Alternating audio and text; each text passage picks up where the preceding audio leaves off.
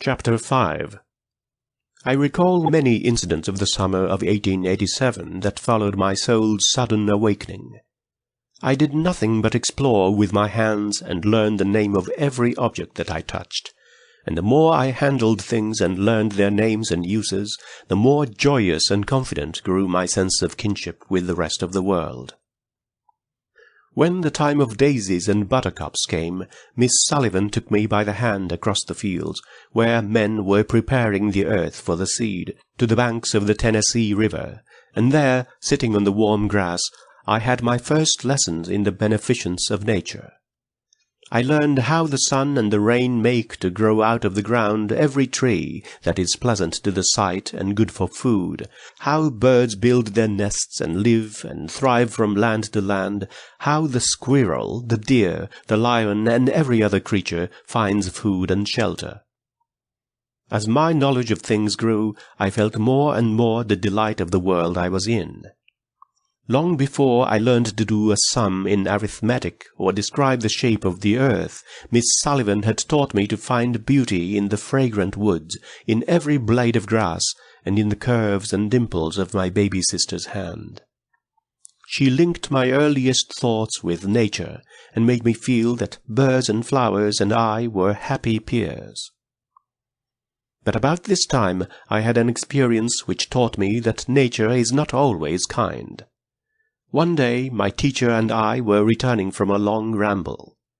The morning had been fine, but it was growing warm and sultry when at last we turned our faces homeward.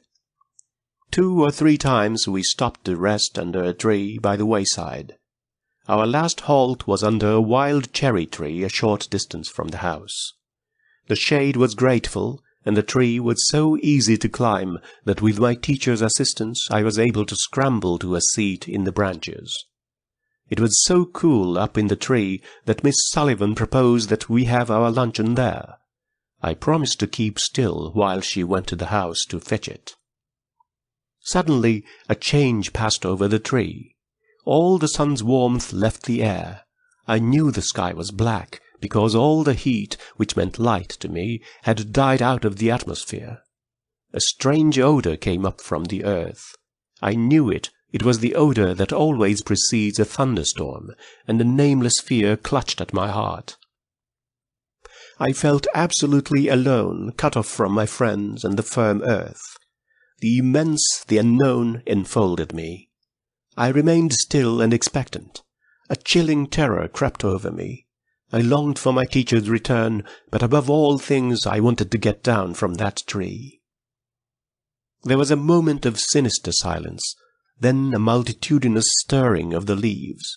A shiver ran through the tree, and the wind sent forth a blast that would have knocked me off had I not clung to the branch with might and main. The tree swayed and strained, the small twigs snapped and fell about me in showers. A wild impulse to jump seized me, but terror held me fast. I crouched down in the fork of the tree. The branches lashed about me. I felt the intermittent jarring that came now and then, as if something heavy had fallen, and the shock had travelled up till it reached the limb I sat on. It worked my suspense up to the highest point, and just as I was thinking the tree and I should fall together, my teacher seized my hand and helped me down. I clung to her, trembling with joy to feel the earth under my feet once more. I had learned a new lesson, that nature wages open war against her children, and under softest touch hides treacherous claws. After this experience, it was a long time before I climbed under the tree. The mere thought filled me with terror. It was the sweet allurement of the mimosa tree in full bloom that finally overcame my fears. One beautiful spring morning, when I was alone in the summer house, reading, I became aware of a wonderful, subtle fragrance in the air. I started up and instinctively stretched out my hands. It seemed as if the spirit of spring had passed through the summer house. "What is it?" I asked, and the next minute I recognized the odor of the mimosa blossoms. I felt my way to the end of the garden, knowing that the mimosa tree was near the fence, at the turn of the path. Yes, there it was, all quivering in the warm sunshine, its blossom-laden branches almost touching the long grass. Was there ever anything so exquisitely beautiful in the world before? Its delicate blossoms shrank from the slightest earthly touch. It seemed as if a tree of paradise had been transplanted to earth. I made my way through a shower of petals to the great trunk, and for 1 minute stood irresolute. Then, putting my foot in the broad space between the forked branches, I pulled myself up into the tree. I had some difficulty in holding on, for the branches were very large and the bark hurt my hands. But I had a delicious sense that I was doing something unusual and wonderful, so I kept on climbing higher and higher until I reached a little seat which somebody had built there so long ago that it had grown part of the tree itself. I sat there for a long, long time, feeling like a fairy on a rosy cloud. After that, I spent many happy hours in my tree of paradise, thinking fair thoughts and dreaming bright dreams. End of Chapter 5. Chapter 6. I had now the key to all language, and I was eager to learn to use it. Children who hear acquire language without any particular effort. The words that fall from other lips they catch on the wing, as it were, delightedly, while the little deaf child must trap them by a slow and often painful process. But whatever the process, the result is wonderful. Gradually, from naming an object, we advance step by step until we have traversed the vast distance between our first stammered syllable and the sweep of thought in a line of Shakespeare. At first, when my teacher told me about a new thing, I asked very few questions. My ideas were vague, and my vocabulary was inadequate. But as my knowledge of things grew, and I learned more and more words, my field of inquiry broadened, and I would return again and again to the same subject, eager for further information. Sometimes a new word revived an image that some earlier experience had engraved on my brain. I remember the morning that I first asked the meaning of the word love. This was before I knew many words. I had found a few early violets in the garden and brought them to my teacher. She tried to kiss me, but at that time I did not like to have anyone kiss me except my mother. Miss Sullivan put her arm gently round me and spelled into my hand, "I love Helen." "What is love?" I asked. She drew me closer to her and said, "It is here," pointing to my heart, whose beats I was conscious of for the first time. Her words puzzled me very much, because I did not then understand anything unless I touched it. I smelt the violet in her hand and asked, half in words, half in signs, a question which meant, "Is love the sweetness of flowers?" "No," said my teacher. Again I thought. The warm sun was shining on us. "Is this not love?" I asked, pointing in the direction from which the heat came. "Is this not love?" It seemed to me that there could be nothing more beautiful than the sun, whose warmth makes all things grow. But Miss Sullivan shook her head, and I was greatly puzzled and disappointed. I thought it strange that my teacher could not show me love. A day or two afterward, I was stringing beads of different sizes in symmetrical groups, 2 large beads, 3 small ones, and so on. I had made many mistakes, and Miss Sullivan had pointed them out again and again with gentle patience. Finally, I noticed a very obvious error in the sequence, and for an instant I concentrated my attention on the lesson, and tried to think how I should have arranged the beads. Miss Sullivan touched my forehead and spelled with decided emphasis, "Think."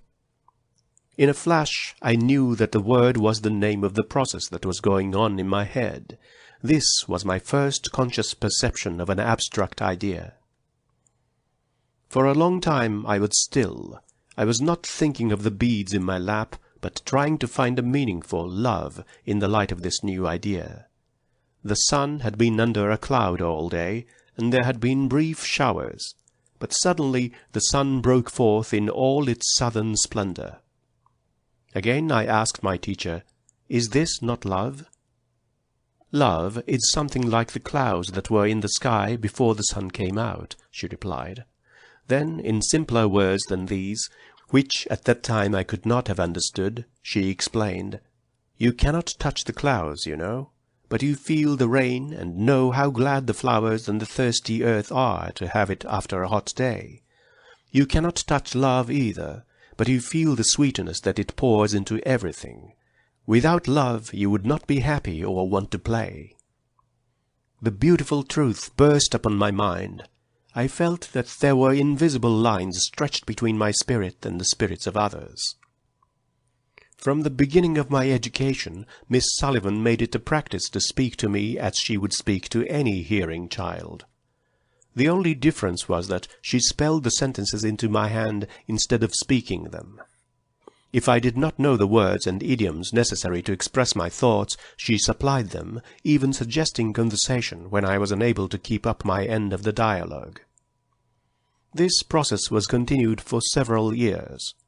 For the deaf child does not learn in a month, or even in 2 or 3 years, the numberless idioms and expressions used in the simplest daily intercourse. The little hearing child learns these from constant repetition and imitation.